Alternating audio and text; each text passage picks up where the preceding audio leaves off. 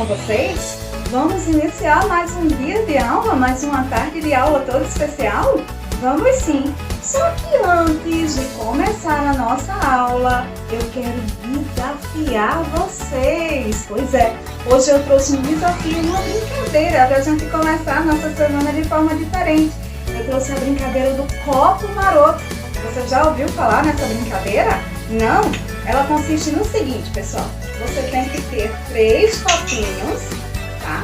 E você tem que desafiar alguém a deixar esses copinhos de boca para cima somente em 3 movimentos. Somente em 3 movimentos.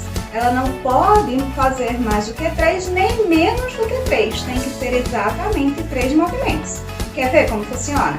Vou mostrar para vocês. Presta atenção, hein? É muito legal e muito divertido. Depois que vocês treinarem em casa e desafiarem as pessoas e fazerem bastante pegadinhas com o papai, com a mamãe, com os tios, com os colegas, com quem quer que seja, filma e manda pra mim que eu vou adorar me divertir junto com vocês, tá bom? Então vamos lá, vou ensinar pra vocês como é esse desafio. Simbora! Então é assim, pessoal, vocês têm que ter 3 copos da mesma cor, tá bom? Tia Sam tá usando aqui copos de vidro, mas não é para vocês usarem copos de vidro, porque Tia Sam só tinha esses na mesma cor, certo? Tia Sam não quer que vocês façam com copo de vidro. Vocês têm que fazer com copos de plástico, aqueles copinhos descartáveis também dão certo, desde que sejam da mesma cor, tudo bem? Então o que é que vocês vão pedir para a pessoa que vai ser desafiada a fazer? Ela vai ter que deixar em 3 movimentos, somente em 3 movimentos, os 3 copos com a boca para cima, certo? Mas para deixar os 3 copos com a boca para cima, ela só pode fazer 3 movimentos, tá certo, pessoal? Deu para entender? Copos da mesma cor, 3. A pessoa vai ter que deixar os 3 copos com a boca para cima em apenas 3 movimentos. Então preste atenção como eu vou fazer, tá, pessoal? Então olha só, vem pessoal. Vou fazer de novo, hein? Presta atenção. Uhul! E mais uma vez.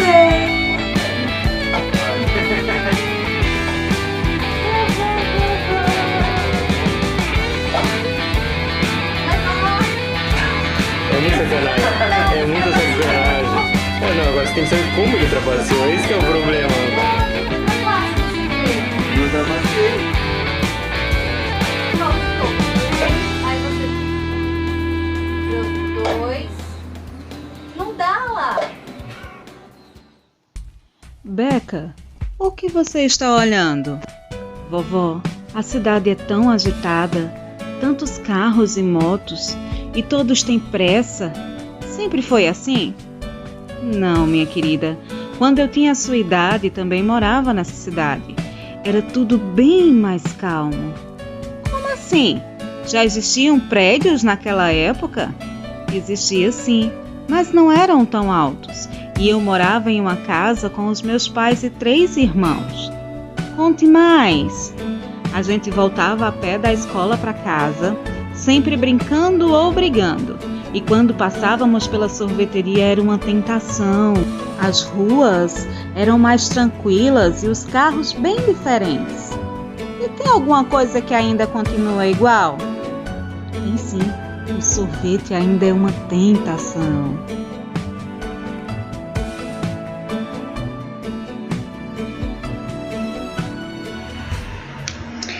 Hello, terceiro ano! Tudo bom com vocês, galerinha? Então, vocês acabaram de acompanhar a leitura do texto de abertura do capítulo 9. Pois é, agora nós vamos dar continuidade, tá, a esse capítulo. Vocês vão abrir, vão acompanhar com Tia Sam na plataforma esse capítulo a partir da página, olha, 251 do módulo de História, tá bom?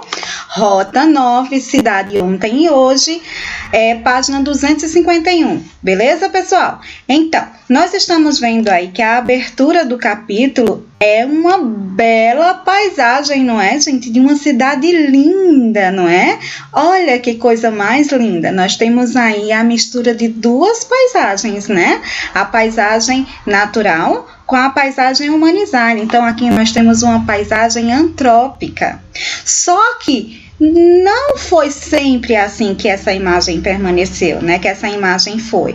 Houve, com o passar do tempo, modificações. Então, é essas modificações que nós vamos estudar nesse capítulo, tá bom? E é sobre essas modificações que o texto que vocês acompanharam no início do vídeo aí, né? Sobre o capítulo 9, vai falar.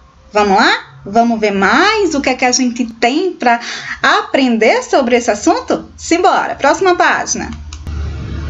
Nós vimos lá, né, no clipezinho que Tia Sam fez para vocês sobre esse textozinho aqui da Beca, né, do diálogo da Beca, que havia aí uma comunicação entre a vovó e a netinha. E elas conversavam sobre a mudança que essa cidade que elas estão vendo pela janela passou. Então ele diz assim, ó, leia o diálogo, vocês já ouviram, né? Entre a vovó e a neta e discuta as questões a seguir. Então, olha só. A primeira questão diz o seguinte, qual é o assunto da conversa entre Beca e a avó? Qual é o assunto, pessoal, que está acontecendo entre elas? É justamente a Beca tem sua atenção tomada pela movimentação de toda a cidade. Ela diz que é muito agitada. Então a vovó chega e começa a conversar com ela e dizer que nem sempre aquela mesma cidade era desse jeito. No tempo da vovó era bem diferente, não é isso? Então o assunto é a modificação, né, que essa cidade passou ao longo do tempo. A segunda pergunta é o seguinte, o local onde você vive também é agitado como a cidade da Beca? A gente vive na cidade de Campina Grande, né? No município de Campina Grande. Campina Grande é uma cidade urbana, tá? Possui avenidas, possui uma grande quantidade de carros e motos, então nós podemos dizer sim que a nossa cidade é bem agitada. Talvez não tão agitada como os grandes centros, como São Paulo, Rio de Janeiro, Belo Horizonte, entre outros, mas é bem agitada sim por ser uma localidade urbana e possuir muitas avenidas, muitas ruas e com elas uma grande movimentação de pessoas, carros, motos, todos os tipos de transporte. Então, nós podemos dizer sim que nossa cidade é bem agitada. Terceira questão. Você conhece algo no lugar onde você mora que existe há muito tempo? Pensa um pouquinho, terceiro ano. Ah, eu conheço coisas que existem há muito tempo.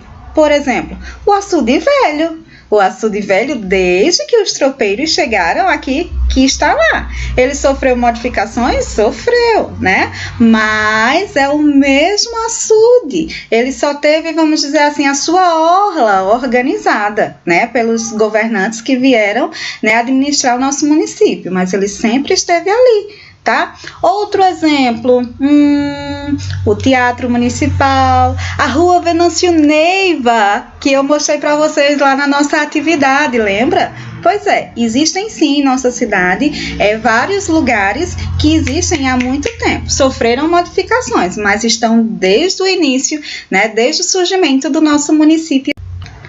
Nessa página aí, olha, a página 254, nós temos o seguinte título: Cada cidade do seu jeito. Preste atenção, gente. Toda cidade tem sua característica, tá? Toda cidade, como nós já vimos em alguns assuntos anteriores, tem a sua forma em que a população se comporta de acordo com a sua cultura, de acordo com a sua história, de acordo com o seu desenvolvimento, tá? As cidades, elas não são iguais, tá? Cada uma tem a sua característica. Então, olha só o que ele diz aí, ó. Leia as informações a seguir. No primeiro olhinho, ele diz que o Brasil tem 5.570 municípios. Nós temos 5.570 cidades. Olha o tanto. Será que todos esses municípios poderiam ter a mesma quantidade de pessoas, a mesma cultura, a mesma desenvoltura? Claro que não, né, pessoal? Cada um tem a sua forma, tem o seu jeito, tá? O segundo olhinho vai dizer pra gente que o Brasil tem mais de 200 milhões de habitantes.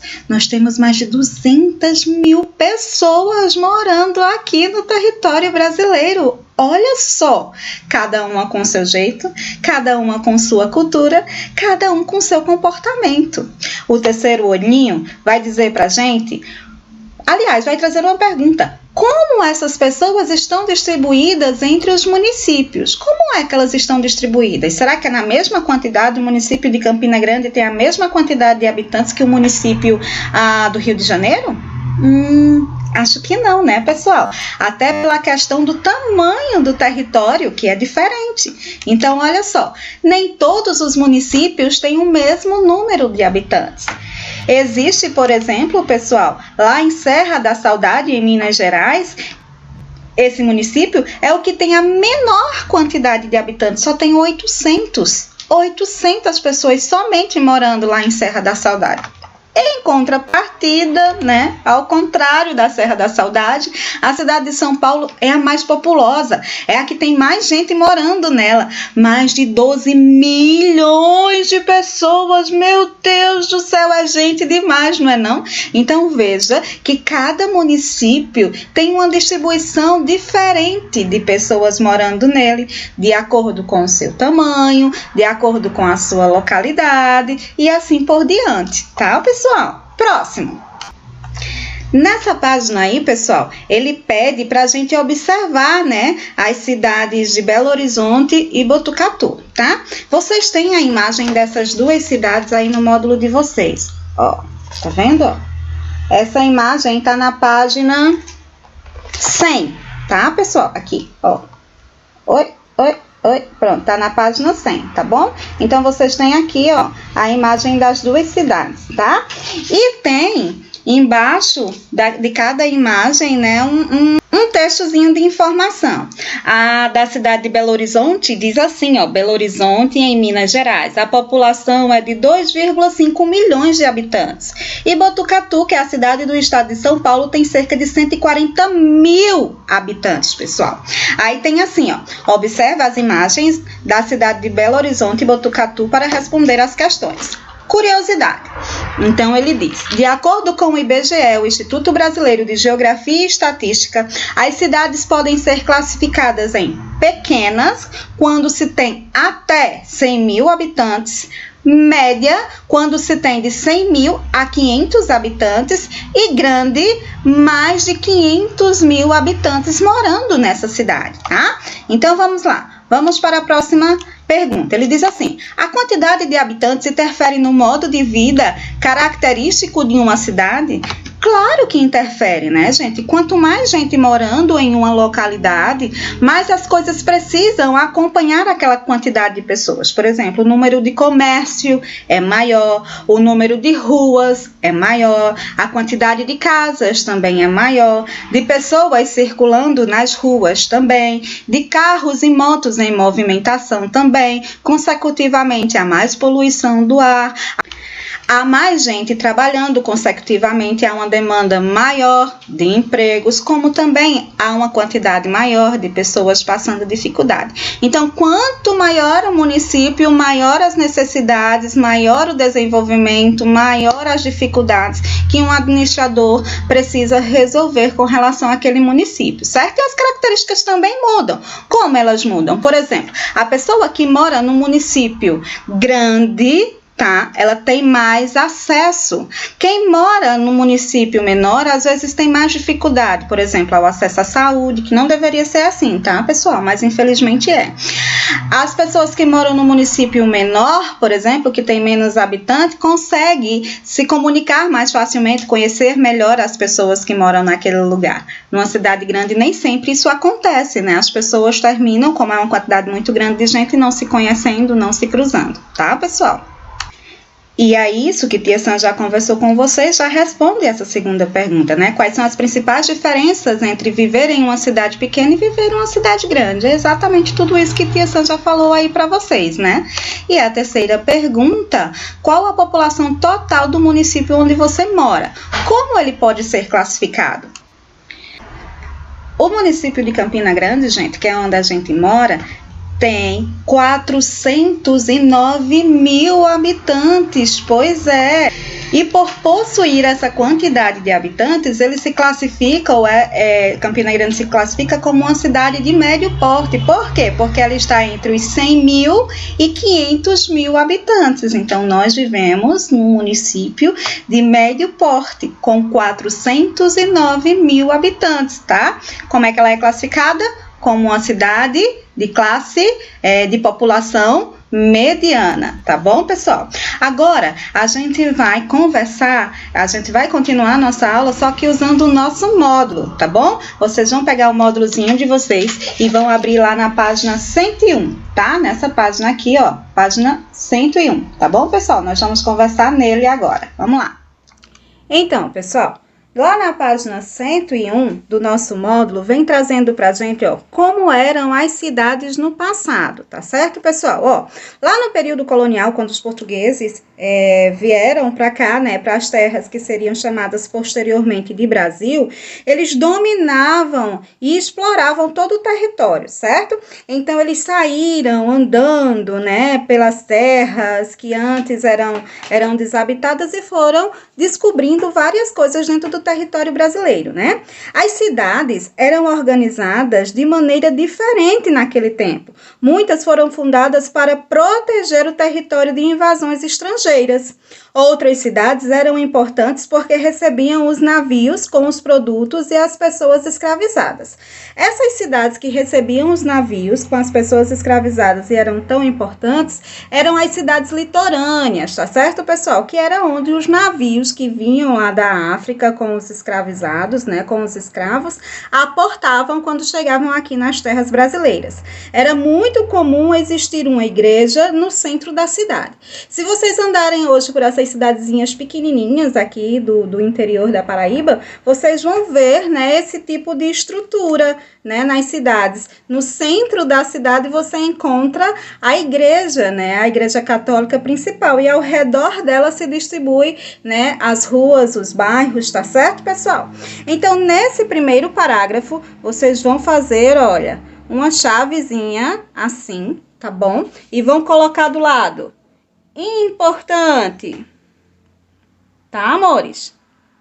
O que é que tem de importante aqui? Primeiro, a gente saber como começou, né, a se conhecer o território brasileiro, que foi lá a partir dos portugueses, tá certo? Depois, é importante que vocês tenham em mente como a forma que as cidades antigamente eram organizadas e que eram consideradas as cidades mais importantes, aquelas que recebiam, aquelas que tinham praia, né, que eram litoral e que recebiam os navios que chegavam com os escravos e os produtos que seriam vendidos, tá bom, pessoal? Aí vocês têm essas duas imagens aí, ó. A primeira imagem é de um enterro de uma negra católica chegando à igreja da Lampadosa, no Rio de Janeiro, tá? Essa gravura é de Jean, tá, Debré, e é de 1826. A segunda imagem, pessoal, mostra uma estrada de ferro em Petrópolis, no Rio de Janeiro. Essa foto é de Marc Ferrez, de 1885. As ferrovias eram vistas como símbolo de modernismo. Até então, quais eram as formas de locomoção que se tinha? Eram os animais, né? Eram algumas carruagens, eram os navios. Então, a construção dessa primeira ferrovia foi considerada um marco histórico, pessoal. Um marco de modernidade, tá? Então, ó, circula essa informação que tá aqui abaixo da foto da ferrovia de Petrópolis, tá bom, pessoal? Circula assim, para vocês lembrarem dessa informação, tá? O módulo continua falando para a gente que ao longo do século XX, diversas cidades passaram por transformações mais profundas, tá?